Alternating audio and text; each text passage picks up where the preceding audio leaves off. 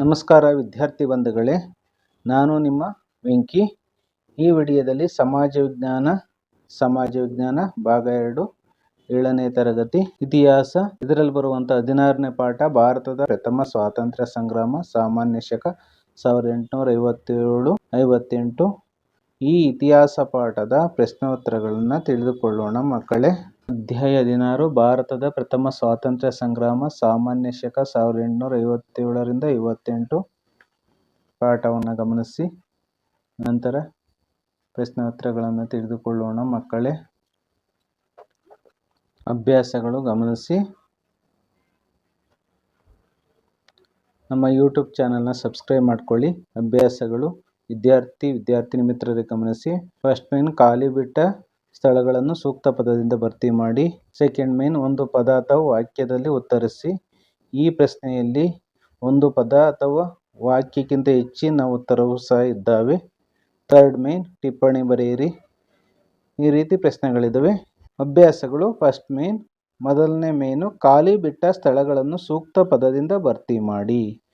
ಒಂದನೇ ಖಾಲಿ ಬಿಟ್ಟ ಸ್ಥಳದ ಪ್ರಶ್ನೆ, ಸಾಮಾನ್ಯ ಸೇನಾ ಸೇವಾ ಕಾಯ್ದೆ ಜಾರಿಗೆ ತಂದವರು ಡ್ಯಾಶ್. ಉತ್ತರ ಲಾರ್ಡ್ ಕ್ಯಾನಿಂಗ್. ಸಾಮಾನ್ಯ ಸೇನಾ ಸೇವಾ ಕಾಯ್ದೆಯನ್ನು ಜಾರಿಗೆ ತಂದವರು ಲಾರ್ಡ್ ಕ್ಯಾನಿಂಗ್ ಮಕ್ಕಳೇ. ಎರಡನೇ ಖಾಲಿ ಬಿಟ್ಟ ಸ್ಥಳದ ಪ್ರಶ್ನೆ, ಬ್ಯಾರಕ್ಪುರದಲ್ಲಿ ಕೊಬ್ಬು ಸವರಿದ ಬಂದೂಕನ್ನು ಬಳಸಲು ತಿರಸ್ಕರಿಸಿದ ಭಾರತೀಯ ಸಿಪಾಯಿ ಡ್ಯಾಶ್. ಉತ್ತರ ಮಂಗಲ್ ಪಾಂಡೆ.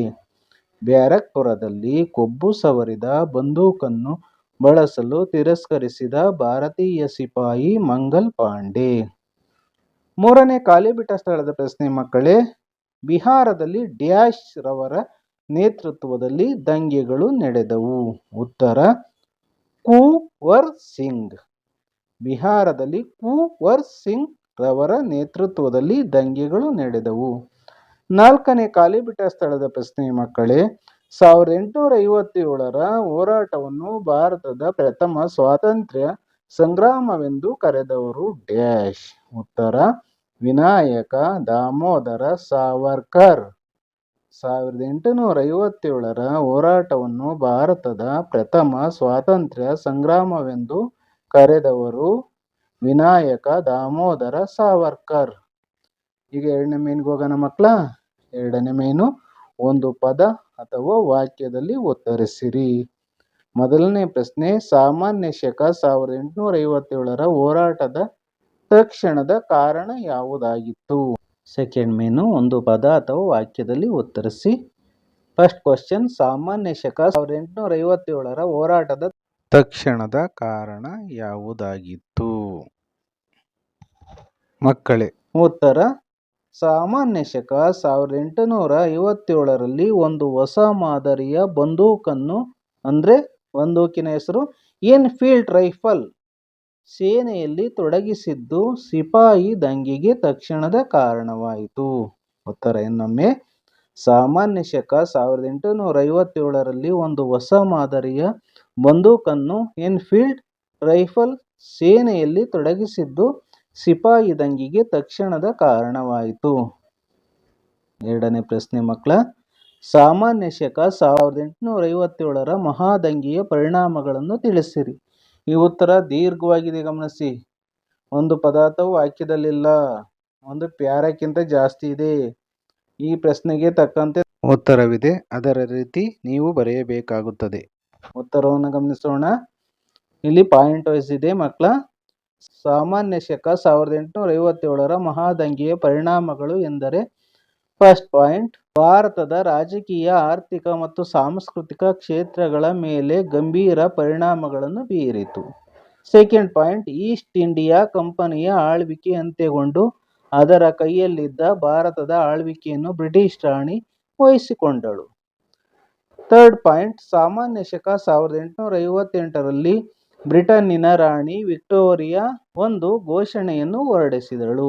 ಫೋರ್ತ್ ಪಾಯಿಂಟ್, ಈ ಘೋಷಣೆಯು ಭಾರತೀಯರ ಹಕ್ಕುಗಳು, ಸಂಪ್ರದಾಯಗಳು ಮತ್ತು ಪದ್ಧತಿಗಳನ್ನು ಗೌರವಿಸುವುದಾಗಿ ಭರವಸೆ ನೀಡಿತು. ಫಿಫ್ತ್ ಪಾಯಿಂಟ್, ಅದು ಜನರ ಧಾರ್ಮಿಕ ಸ್ವಾತಂತ್ರ್ಯದಲ್ಲಿ ಹಸ್ತಕ್ಷೇಪ ಮಾಡುವುದಿಲ್ಲವೆಂದು ಸ್ಪಷ್ಟಪಡಿಸಿತು. ಸಿಕ್ಸ್ತ್ ಪಾಯಿಂಟ್, ಸಾಮಾನ್ಯ ಶಕ 1857-58ರ ಹೋರಾಟವು ಮುಂದೆ ಆಧುನಿಕ ರಾಷ್ಟ್ರೀಯ ಚಳವಳಿಯ ಉದಯಕ್ಕೆ ನಾಂದಿ ಹಾಡಿತು. 7th ಪಾಯಿಂಟ್, ಇದು ಮುಂದಿನ ಸ್ವಾತಂತ್ರ್ಯ ಹೋರಾಟಕ್ಕೆ ನಿರಂತರ ಸ್ಫೂರ್ತಿಯ ಮೂಲವಾಗಿ ಪರಿಣಮಿಸಿತು. ಇಷ್ಟು ಪಾಯಿಂಟ್ಗಳು ಸಾಮಾನ್ಯ ಶಕ 1857ರ ಮಹಾದಂಗೆಯ ಪರಿಣಾಮಗಳನ್ನು ತಿಳಿಸಿರಿ ಎನ್ನುವುದಕ್ಕೆ ಉತ್ತರವಾಗಿದೆ. ಮಕ್ಕಳೇ, 3ನೇ ಪ್ರಶ್ನೆ, ಸಹಾಯಕ ಸೈನ್ಯ ಪದ್ಧತಿಯಿಂದ ಬ್ರಿಟಿಷರ ಆಳ್ವಿಕೆಗೆ ಒಳಪಟ್ಟ ರಾಜ್ಯಗಳಾವುವು? ಉತ್ತರ: ಸಹಾಯಕ ಸೈನ್ಯ ಪದ್ಧತಿಯಿಂದ ಬ್ರಿಟಿಷರ ಆಳ್ವಿಕೆಗೆ ಒಳಪಟ್ಟ ರಾಜ್ಯಗಳೆಂದರೆ ಹೈದರಾಬಾದ್ ಸಂಸ್ಥಾನ, ಮೈಸೂರು ಸಂಸ್ಥಾನ, ತಂಜಾವೂರು ಸಂಸ್ಥಾನ, ಮರಾಠ ಸಂಸ್ಥಾನ, ಆರ್ಕಾಟ್ ಸಂಸ್ಥಾನ ಮುಂತಾದವು. ಉತ್ತರವನ್ನು ಇನ್ನೊಮ್ಮೆ ಗಮನಿಸೋಣ. ಸಹಾಯಕ ಸೈನ್ಯ ಪದ್ಧತಿಯಿಂದ ಬ್ರಿಟಿಷರ ಆಳ್ವಿಕೆಗೆ ಒಳಪಟ್ಟ ರಾಜ್ಯಗಳೆಂದರೆ ಹೈದರಾಬಾದ್ ಸಂಸ್ಥಾನ, ಮೈಸೂರು ಸಂಸ್ಥಾನ, ತಂಜಾವೂರು ಸಂಸ್ಥಾನ, ಮರಾಠ ಸಂಸ್ಥಾನ, ಆರ್ಕಾಟ್ ಸಂಸ್ಥಾನ ಮೊದಲಾದವು. ಮಕ್ಕಳೇ, 3rd ಮೇನ್, ಟಿಪ್ಪಣಿ ಬರೆಯಿರಿ. ಫಸ್ಟ್ ಟಿಪ್ಪಣಿ ಬರೆಯಿರಿ. ಪ್ರಶ್ನೆ: ಸ್ವಾತಂತ್ರ್ಯ ಸಂಗ್ರಾಮದ ಕಾರಣಗಳು. ರಾಜಕೀಯ ಕಾರಣ: ಲಾರ್ಡ್ ವೆಲ್ಲೆಸ್ಲಿಯ ಸಹಾಯಕ ಸೈನ್ಯ ಪದ್ಧತಿ ಮತ್ತು ಡಾಲ್ಹೌಸಿಯ ದತ್ತು ಮಕ್ಕಳಿಗೆ ಹಕ್ಕಿಲ್ಲ ಎಂಬ ನೀತಿಯಿಂದಾಗಿ ಅನೇಕ ಮಹಾರಾಜರು ಮತ್ತು ನವಾಬರು ಪದಚ್ಯುತಿಗೊಳ್ಳುವಂತಾಯಿತು. ಆಡಳಿತಾತ್ಮಕ ಕಾರಣಗಳು: ಎಲ್ಲ ನಾಗರಿಕ ಮತ್ತು ಸೈನಿಕ ಉನ್ನತ ಹುದ್ದೆಗಳು ಯುರೋಪಿಯನ್ನರಿಗೆ ಮೀಸಲಾಗಿದ್ದವು. ಇಂಗ್ಲಿಷ್ ನ್ಯಾಯಾಲಯದ ಭಾಷೆಯಾಗಿದ್ದಿತು. ಆರ್ಥಿಕ ಕಾರಣ: ಭಾರತದ ಆರ್ಥಿಕ ಸಂಪನ್ಮೂಲಗಳು ಮತ್ತು ಸಂಪತ್ತನ್ನು ದೋಚಲು ಬ್ರಿಟಿಷರು ತಮ್ಮ ರಾಜಕೀಯ ಅಧಿಕಾರ ಬಳಸಿಕೊಂಡರು. ಸಾಮಾಜಿಕ ಮತ್ತು ಆರ್ಥಿಕ ಕಾರಣ: ಬ್ರಿಟಿಷರು ಭಾರತೀಯರನ್ನು ಹಂದಿ ಮತ್ತು ಕರಿಮನುಷ್ಯ ಎನ್ನುತ್ತಿದ್ದರು.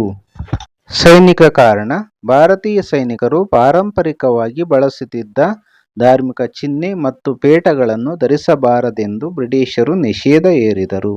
ತಕ್ಷಣದ ಕಾರಣ: ಸಾಮಾನ್ಯ ಶಕ 1857ರಲ್ಲಿ ಎನ್ಫೀಲ್ಡ್ ರೈಫಲ್ ಬಂದೂಕನ್ನು ಸೇನೆಯಲ್ಲಿ ತೊಡಗಿಸಿದ್ದು ಹೋರಾಟದ ತಕ್ಷಣದ ಕಾರಣವಾಯಿತು.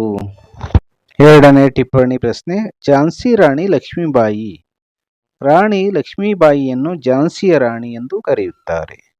ರಾಣಿಯು ಧೈರ್ಯ ಮತ್ತು ಶೌರ್ಯದ ಪ್ರತಿರೂಪವಾಗಿದ್ದಳು. ಭಾರತದ ಸ್ವಾತಂತ್ರ್ಯ ಸಂಗ್ರಾಮದಲ್ಲಿ ಬ್ರಿಟಿಷರ ವಿರುದ್ಧ ಹೋರಾಡಿದ ದಿಟ್ಟ ಮಹಿಳೆ ಎನಿಸಿಕೊಂಡಿದ್ದಾಳೆ. ಡಾಲ್ಹೌಸಿಯ ದತ್ತು ಮಕ್ಕಳಿಗೆ ಹಕ್ಕಿಲ್ಲ ಎಂಬ ನೀತಿಯ ವಿರುದ್ಧ ಹೋರಾಡಿದಳು.